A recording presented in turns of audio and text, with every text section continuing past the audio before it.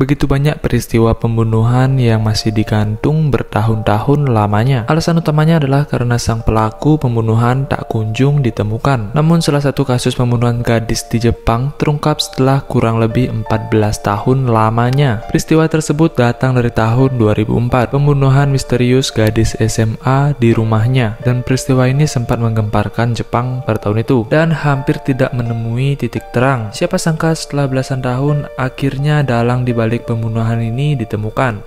Dilansir dari Japan Times, gadis ini bernama Kataguchi Satomi yang kala itu berusia 17 tahun yang tinggal di Hatsukaichi, Jepang. Pada 5 Oktober 2004, tepatnya pukul 2 sore, Satomi baru saja pulang dari sekolah. Satomi pulang lebih awal dari biasanya, dikarenakan sedang ada ujian akhir semester. Rumah keluarga ini agak unik. Kamar Satomi berada di bangunan B, sedangkan keluarganya berada di bangunan A. Dan sekitar pukul 3 sore, adik dan nenek Satomi mendengar ada teriakan dari bangunan B, dari arah kamar Satomi. Mereka lantas bergegas menuju bangunan kamar Satomi, dan melihat Satomi yang sudah bersimbah darah di depan kamarnya. Dan pada saat itu adik dan nenek Satomi melihat laki-laki yang tak dikenal yang sedang berdiri menggenggam pisau di sebelahnya Satomi. Pria tersebut langsung menyerang adik dan nenek Satomi. Mereka langsung kabur. Namun sayangnya nenek Satomi tidak bisa melarikan diri dan dia ditusuk sebanyak 10 kali di bagian punggung dan perut. Meski sudah bersimbah darah, nenek Satomi masih bisa berusaha menelpon polisi sebelum akhirnya kehilangan kesadaran. Di sisi lain, adiknya yang berhasil kabur berlari tanpa alas kaki sejauh 30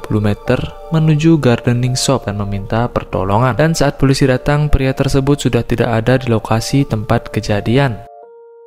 Dan berikut ini adalah fakta yang ditemukan pihak kepolisian. Yang pertama, tidak ada harta yang hilang dari rumah yang diidentifikasi bukan sebagai perampokan. Kedua, korban dikenal sebagai anak yang jujur dan berperilaku baik oleh warga setempat. Ketiga, orang-orang di sekitar sangat yakin dan mengatakan bahwa tidak mungkin ada yang menaruh dendam kepada korban. Keempat, ditemukan jejak sepatu, sidik jari, dan DNA dari pelaku. Kelima, terdapat 10 tusukan di tubuh korban, yaitu di bagian leher dan dada. Keenam, 3 hari setelah kejadian tersebut, polisi mengumumkan sketsa wajah pelaku yang didapat dari informasi adik korban. Diketahui bahwa pelaku itu berusia kurang lebih 20 tahunan. Mata sipit, tingginya sekitar 165 cm, badan berisi dan ada bekas jerawat di wajah. Ketujuh, muncul saksi mata yaitu tetangga korban yang mengaku melihat ada orang yang mirip sketsa pelaku yang berkeliaran di TKP menaiki sepeda motor yang aneh. Pelaku sulit ditemukan.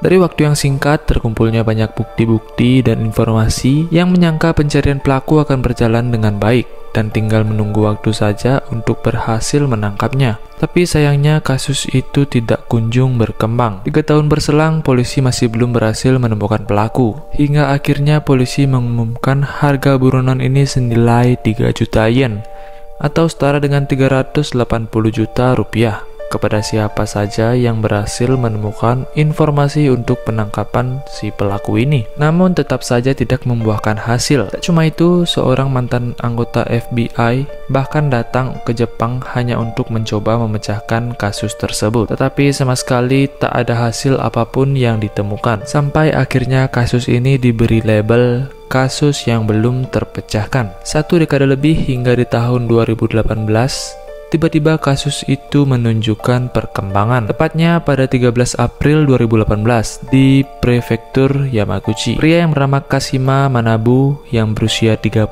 tahun ditangkap polisi karena kasus penganiayaan terhadap rekan kerjanya. Setelah diperiksa polisi, identifikasi sidik jarinya dan kecocokan database-nya, kemudian muncul kenyataan yang sangat mengejutkan. Ternyata sidik jari Kashima cocok dengan sidik jari yang ditemukan di lokasi kasus pembunuhan 14 tahun yang lalu. Lalu investigator mengambil DNA Kashima dan mencocokkan dengan DNA pelaku yang diambil dari kuku korban pembunuhan. Dan pada saat itulah kecurigaan berubah menjadi keyakinan. Setelah diinterogasi, Kashima mengakui kejahatannya. Saat itu ia sedang merasa putus asa, lalu melakukan tindak kejahatan. Pada 18 Maret 2020, dia dijatuhi hukuman penjara seumur hidup dan tidak mengajukan banding. Motif dan sisi gelap si pelaku. Setelah lulus SMA, Kashima bekerja di perusahaan pengerjaan logam. Dia bekerja dengan disiplin setiap hari tanpa terlambat. Namun pada 4 Oktober 2004, Kashima yang saat itu berusia 21 tahun terlambat bangun untuk bekerja. Sambil masih berbaring di tempat tidur, dia berpikir dia akan dimarahi jika terlambat dan mulai merasa benci untuk berangkat bekerja. Dan ya, dia memikirkan untuk pergi ke Tokyo menaiki sepeda motornya. Dia kemudian membeli pisau lipat di hardware store. Alasannya,